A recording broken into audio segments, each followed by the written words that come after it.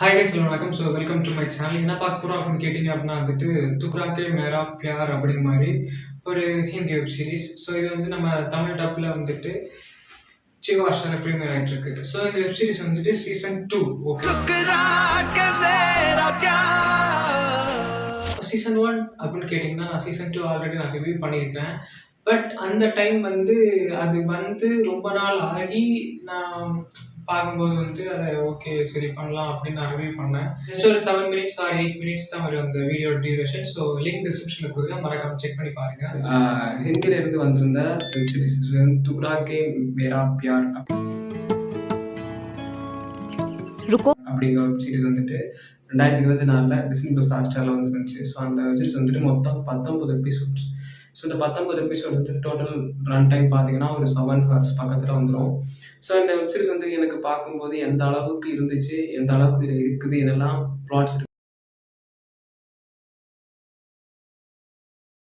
இப்போ துக்ராக்கே மேரா பியார் அப்படி மாதிரி வந்து இந்த வெப் சீரிஸ்ல சீசன் 2 ஃபர்ஸ்ட் 4 எபிசோட் அதை பற்றி நாம இப்போ ரிலீவ் பண்ண போகிறோம். ஸோ வாங்க நாம வீடியோக்குள்ள.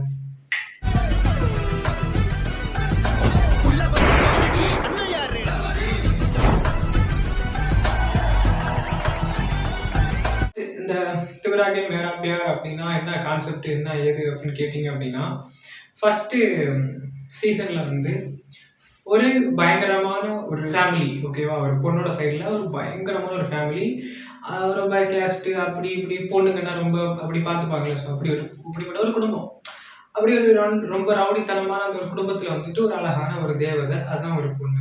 அந்த பொண்ணு வந்து என்ன அப்படின்னா ஒரு நார்மல் நடுத்தர மிடில் கிளாஸ் ஒரு பையனை வந்து லவ் பண்ணுது. அது வந்து ஒரு சின்ன மிஸ்கம்யூனிகேஷன்ல லவ் பண்ணிடுச்சு, ஓகேவா. ஸோ அந்த பொண்ணு துரத்தி லவ் பண்ணி தான் அந்த பையனை லவ் பண்ண ஒத்துக்க வைக்கும். கடைசியில அந்த பொண்ணோட உதடு கலந்து நீ என் உப்பை சாப்பிட்டுருக்க, எனக்கு துரோகம் பண்ணிடாத அப்படின்னு அந்த பொண்ணு சொல்லும்.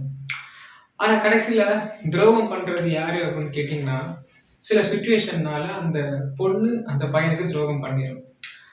அந்த பொண்ணு எதுக்காக துரோகம் பண்ணும் அப்படின்னா வந்துட்டு இந்த பையன் நல்லா இருக்கணும் அப்படிங்கிறதுக்காக.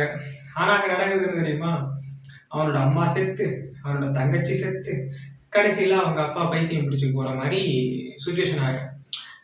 இந்த வாழ்க்கையில வந்துட்டு இவன் இப்படி ஆயிட்டான், அவ்வளவுதான் முடிஞ்சு போச்சு அப்படின்னு இருக்கும்போது வந்து திரும்ப ஒரு பொண்ணு வந்து அந்த பையனை வந்து என்ன பண்ணும் அப்படின்னா, உனக்கு நீ இன்னும் நல்லா படிக்கிற பையன் தானே, நீ என்ன இப்படி இருக்கு அப்படி மாதிரி கேட்டுட்டு அவனை வந்துட்டு வேற லெவலில் அவங்க அப்பாட்ட கூட்டு போய் அவனை வேற லெவலில் கொண்டு வந்துடும். அவன் தான் அதுக்கப்புறம் வந்துட்டு கலெக்டர் ஆகி திரும்ப ரிவெஞ்ச் அடிப்பான் அந்த பொண்ணுக்கு, ஓகேவா. திரும்ப ரிவெஞ்ச் அடிச்சு அவங்க குடும்பத்தில் இருக்கிற பாதி பேரையும் நம்ம தலைவர் ஸ்டைல சொன்னா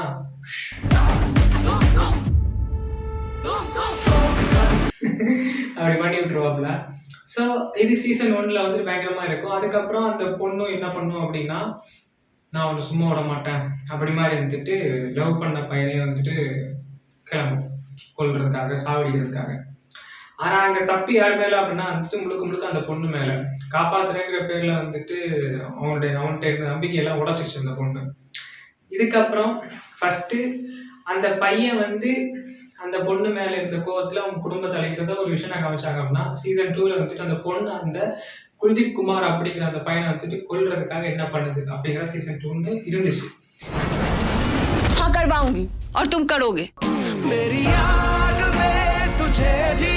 ஆனா இந்த 4 எபிசோட்ல அது கொஞ்சம் டோட்டலா மாறிடுச்சு. ஏன் அப்படின்னு கேட்டீங்கன்னா அதை பத்தி தான் பேச போறோம், ஓகேவா. ஸோ இந்த 4 எபிசோட்ல வந்து என்ன சொல்லியிருந்தாங்க அப்படின்னா, இவரே கஷ்டப்பட்டு கலெக்டர் ஆகிட்டாரு. கலெக்டர் ஆனதுக்கு அப்புறம் வந்துட்டு ஒரு சில விஷயங்கள் இவருக்கு தெரிய வருது. ஷான்விகா அப்படிங்கிற அந்த பொண்ணு வந்து குல்தீப் குமார், அதான் அந்த கலெக்டர். ஸோ அந்த கலெக்டரை வந்து படிக்க வச்சதே இவங்க தான், ஓகேவா. ஏதோ ஒரு அக்கௌண்ட்ல இருந்து காசு கொடுக்குற மாதிரி சொல்லி இவனை கஷ்டப்பட்டு படிச்சுட்டு இருக்கும்போது அவனுக்கு ஹெல்ப் பண்றதா வந்து ஒருத்தங்க ஃபேமிலி இருந்து காசு கொடுக்குறேன்னு சொல்லி இந்த பொண்ணு தான் அந்த அவங்கள்ட்ட காசு கொடுக்க சொல்லி, நான் கொடுக்குறேன்னு சொல்லாதீங்க, நான் இந்த ஹெல்ப் பண்ணலன்னு வச்சுக்கோங்க, நான் கொடுக்குறேன்னு சொல்லாதீங்க, ஆனால் நீங்கள் கொடுத்த மாதிரி கொடுத்துக்கோங்க அப்படி மாதிரி இருந்து கொடுக்க வச்சு அவனுக்கு ஹெல்ப் பண்ணியிருக்கு. ஸோ அவன் கலெக்டர் ஆனதுல பாதி அவனோட லைக் அந்த ஷான்விகாவோட காசும் இருக்குது, ஒரு கன்சென்ட்டும் இருக்குது.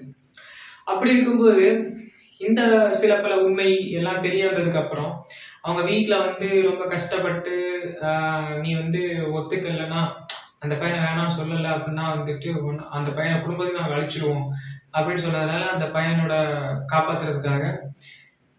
காப்பாத்துறதுக்காக இந்த பொண்ணு வந்துட்டு போய் சொல்லும். ஸோ இதுதான் வந்துட்டு அங்கே இருக்கிற ரியாலிட்டி. ஓகேவா? तबाह हो जाते हैं। हमने अपने पापा और पति को खोया है कुलदीप। ஃபர்ஸ்ட் வந்து நான் சொல்லலை ஏமாத்திட்டாங்க அப்படின்னு. ஏமாத்தல, அவனை காப்பாத்துறதுக்காக சில விஷயம் பண்ணுவாங்க. அதுல வந்து அந்த பையனோட மனசு உடஞ்சிரும். அவங்க தங்கச்சி இறந்துருவாங்க, அம்மா இறந்துருவாங்க, சும்மா நிறைய விஷயம் நடக்கும். அவங்க வீட்டை எரிச்சிருவாங்க. தேவையாதெல்லாம். சரி, ஓகே, ஃபைன். இப்படி இருக்கும்போது கடைசியா என்ன ஆச்சு அப்படின்னு கேட்டீங்கன்னா, திரும்ப இந்த உண்மை தெரிஞ்சதுக்கு அப்புறம் இவருக்கு நிம்மதியா இருக்க முடியல.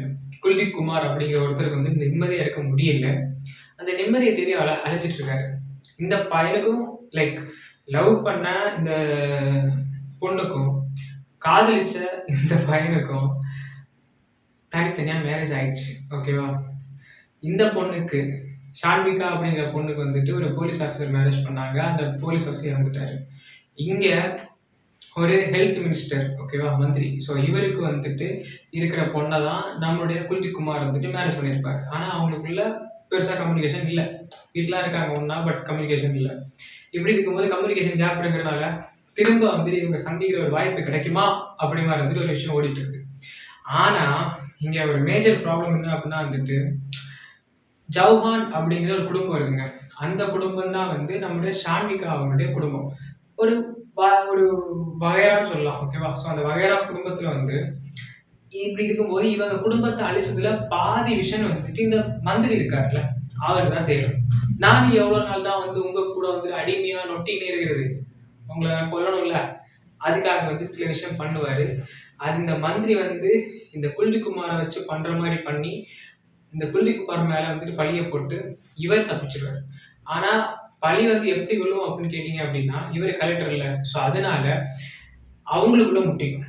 ஷான்விகாவுக்கும் குல்தீப் குமாருக்கும் முட்டிக்கும். பட் நடுவில் இருக்கிற இந்த மந்திரி கேம் விளையாடிட்டு இருப்பாங்க. ஸோ அது இப்போ ஒவ்வொன்றா ரிவீல் ஆகுது. எதுக்காக பண்றோம், ஏன் பண்றோம், இங்க என்ன நடக்குது அப்படின்ட்டு. ஆனா இதுல வேற ஒரு விஷயம் என்ன அப்படின்னா வந்துட்டு குல்தீப் குமாரை அழிக்கணும், அது வந்துட்டு அவங்களுக்கு இருக்கா இல்லையான்னு தெரியல அந்த ஷான்விகா பொண்ணுக்கு. ஏன்னா அவங்க வந்து ஒரு நார்மலா ஆகல, அவங்க வந்துட்டு ஒரு அரசியல்ல சேர்ந்துட்டாங்க. தன்னோட அப்பா ஒரு அரசியல், சௌஹான் குடும்பத்துல தன்னோட அப்பா வந்து ஒரு அரசியல். அந்த அரசியல் வந்துட்டு அப்பா போனதுக்கு அப்புறம் அந்த கூட்டமே உடஞ்சிருச்சு. ஸோ நான் வரேன் அப்படின்னு சொல்லி வந்ததுதான் ஷான்விகா. ஷான்விகா வந்ததுக்கு அப்புறம் வந்துட்டு இவங்க சாரப்பட்ட ஆளுகள் இல்லை. இப்போ கலெக்டரே இவங்களை பார்த்து கொஞ்சம் பயப்பட்டுதான் ஆகணும். ஸோ அப்படி இருக்கும்போது இந்த இடத்துல அவங்க ரெண்டு பேரும் ஒன்னா மீட் பண்ண வேண்டிய சுச்சுவேஷன் வந்துட்டு அமைது. அவங்க மீட் பண்ணாங்க, அப்புறம் என்ன பேசினாங்க அப்படிங்கிறது நெக்ஸ்ட் வீக் தான் தெரியும்.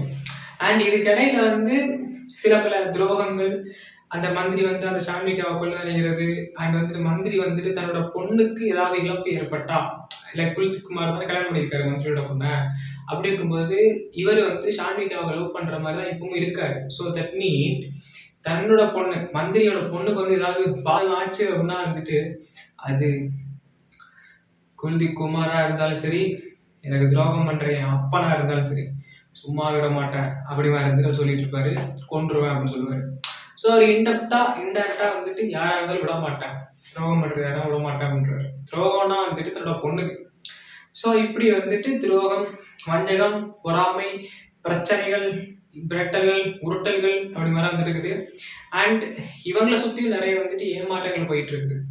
ஷான்விகாவை சுற்றியும் வந்து நிறைய பிரச்சனை போயிட்டு இருக்குது. அவங்க சைட்லேயே வந்துட்டு அவங்க வீடு அடையணும்னு ஒருத்தங்க, அந்த ஷான்விகாவை அடையணும்னு ஒருத்தங்க, அந்த ஷான்விகாவோட மொத்த சொத்தை அபகரிக்கணும்னு ஒருத்தங்க வந்துட்டு ஒரு திருட்டு கும்பல் ஓடிட்டு இருக்குது. இல்லை அவங்களோட எதிரிகள். குல்தீப் குமாருக்கு வந்துட்டு அவங்க சொந்த மாமனாரே என் பொண்ணை விட்டுன்னு அவரை போட்டுருவோண்டா சொல்லலை, பட் அதை இன்டெப்தா வச்சிருக்கிறாங்க. ஆனால் அவரை பார்க்கும்போது குல்தீப் குமார் அப்படி மாதிரி ஓடிட்டு இருக்காரு. ஸோ துக்ராகே மேரா பியார் நல்லா இருக்கா இல்லையான்னு கேட்டா, ஃபர்ஸ்ட் சீசன் பார்த்தவங்களுக்கு செகண்ட் சீசன் கண்டினியூட்டி வந்து ரொம்ப சூப்பராக புரியும். ஸோ ஃபர்ஸ்ட் சீசன் பாருங்க, நீங்க செகண்ட் சீசன் பார்க்கறதுக்கு அவ்வளோ வெறியா இருப்பீங்க. ஃபர்ஸ்ட் சீசன் ஜியோ ஹாட்ஸ்டார் நினைக்கிறேன். ஸோ மறக்காம செக் பண்ணி பாருங்க. செகண்ட் சீசன் ஜியோ ஹாட்ஸ்டார்ல ப்ரீமியர் ஆகிட்டு இருக்குது. ஃபர்ஸ்ட் 4 எபிசோட் ரிலீஸ் ஆகிருக்குது. பேலன்ஸ் ரிலீஸ் ஆகும்போது பார்த்துருக்கலாம். நெக்ஸ்ட் வீக் ரிலீஸ் ஆகும்.